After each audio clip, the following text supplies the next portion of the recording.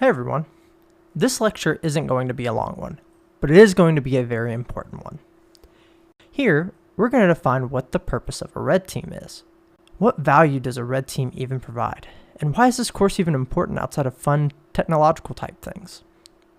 To help us out a bit, I'm going to pick a resource that I admire to help give our definition some backing, but also provide some formal support to the argument being made as a whole. As defined in the Red Team Development Operations book by Joe Vest and James Tuberville, red teaming is a process of using tactics, techniques, and procedures, or TTPs for short, to emulate a real-world threat with the goals of training and measuring the effectiveness of people, processes, and technology. All of these people, processes, and technology are what comprise and even defend an environment, so these need to be measured from an offensive perspective, and that's why we care about these TTPs. Well, for starters, what is a TTP? Well, TTPs are exactly what you're learning in this course. TTPs are more or less tradecraft from an offensive security perspective, but they can be broken down into categories that both offensive and defensive security professionals can evaluate. For example, you aren't really going to learn any real tactics for stealth or techniques for privilege escalation on a given system in this series. That's not what this course is about. But you will hopefully pick up a technique or two to keep your C2 infrastructure up and running longer, which is a valid T in TTP that supports red teaming operations. Tactics are dialed-in ideas. They're strategies, specific things that can be done to achieve something. It's kind of like a chess move or a specific play in a team-based sport. Techniques are methods and concepts by which something could be achieved, like hiding in a specific system location or using redirectors on a C2 server. Procedures are steps and processes by which something is executed. This is the specific flow by which various tactics and techniques are actually utilized by a red team, so exactly the steps that you take and what you do to execute them. The next thing that a red team does is take those TTPs and emulate a real-world threat. That's what it sounds like. Now, the type of threat depends on what controls an organization wants to test. If it's a smash and grab scenario, maybe we're picking locks and stealing papers, knocking over systems.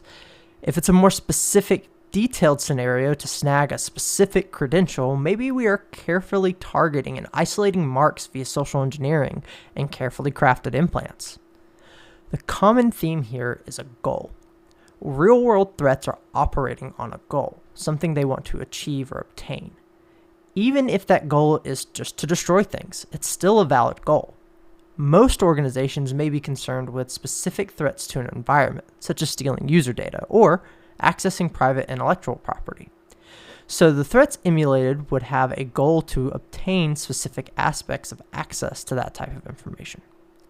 Red teaming operates on a goal-driven, objective-based approach. The team will use any necessary TTPs to achieve a goal. Red teams are still teams of ethical hackers. It may be a valid technique to hold someone at gunpoint and retrieve a credential, but that's how a criminal would do things, and it's highly unlikely that that will be okay with a legal team. However, you can abstract that technique into the concept of fear. You may be using a more ethical method of fear to obtain information from someone. Now, the specific legal boundaries of what is or is not allowed, and the ethical boundaries of what is right or appropriate is also somewhat dictated by the industry you're in.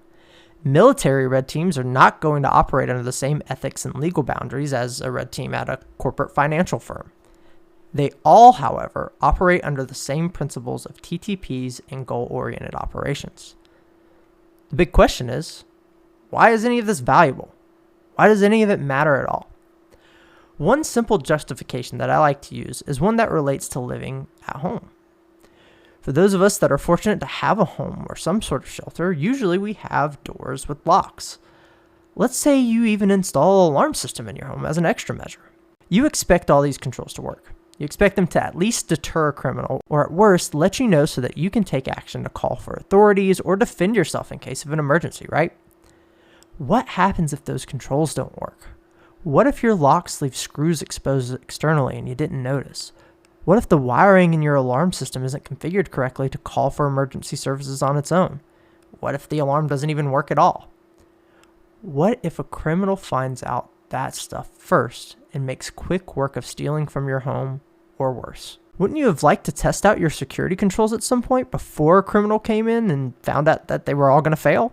That's the value offensive security in general brings. But red teaming is a mature subset of that, in which people get to emulate a specific kind of criminal, deliver a report, but actually cause no real unacceptable harm or damage, right?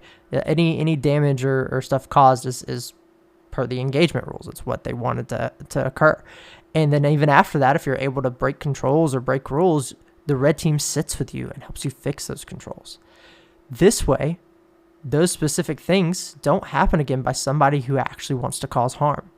Red teaming is arguably defense. It's meant to harden the entire process, not just tell you to patch systems. However, running operations is a big deal. If I have a goal to compromise hundreds of laptops or deploy physical implants in a building, who facilitates all the back-end tech in these operations? Most red teamers can exploit systems, break into buildings, but who's on the back end to catch the shells and exfiltrate the data? Well, the answer to that after you complete this course will be you. So that's a brief introduction to red teaming. There's so much more to it. And in the next section, we will actually explore how the infrastructure operations side of things applies to red teaming throughout the rest of this course. And from then on, we'll actually be building out offensive security infrastructure to support those kind of engineering goals. See you in the next lecture.